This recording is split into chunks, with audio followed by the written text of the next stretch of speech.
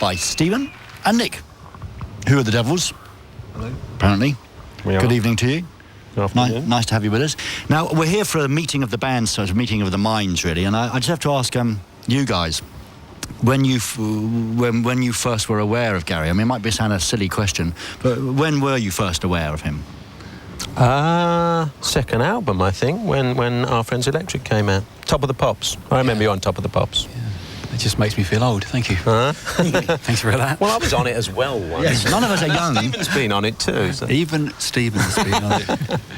I remember you on Top of the Pops. That's why I left Duran Duran. So I just thought, it's been done now, that electronic thing. Really? I'll go and become a folk singer. Well, what are your opinions of the development, the major development in technology that we've seen in the last 20 years? And are you in some way envious of people starting off now because they can just sample and make something really quickly on Pro Tools or something? Although I find that's quite complicated, actually. And maybe they have more of a chance than you had, because in the beginning you had to work much harder to learn the instruments, and now you don't. Opinions? I don't think it matters personally to me. It really doesn't matter. I mean, I like I said earlier, I don't think I'm a very good guitar player. I know I'm not a very good keyboard player, and I know I don't sing very well, and it hasn't held me back at all. And the thing about sampling is it's quite possible to sample a few bars of somebody else's track, if that's what you want to do. I actually think that's a very poor use of a sampler. It's far more creative than that, and I think the sampler's got a bad name because of that kind of thing. And I don't think we have any less opportunity to take advantage of what's around now than some 15-year-old kid has got to. I think it's exciting for all of us, and we can all take advantage of it. And it's all comes back down again to whether you can actually write a good song or not. No, in that sense, it's no different to the way it ever was.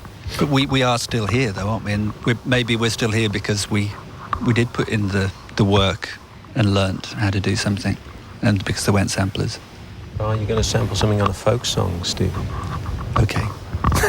Yeah, and I think it'd be a mistake to think that people that use Pro Tools don't necessarily have any musical ability either. It's just another way of recording. Well, we use Pro Tools, so we know that they don't have any musical ability. You don't have to have.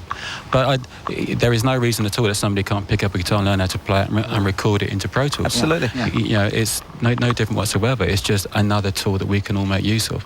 And the people that are good at it, or that can write good songs and understand production and sound and all those things that go towards making a good track or a memorable track, are still just as valid as they were 20, 25 years ago, and will be in 20 years' time, I think. Mm-hmm. I mean, I think the thing about it too, though, is although it's made it easier to record in some ways, certainly for people that maybe don't have that much musical experience, you've got so many more people trying to do it that it's created a different market. I mean, for the dance market alone, it's completely different now than, well, I guess it wasn't there when we were starting, but I mean, it's a whole separate industry almost.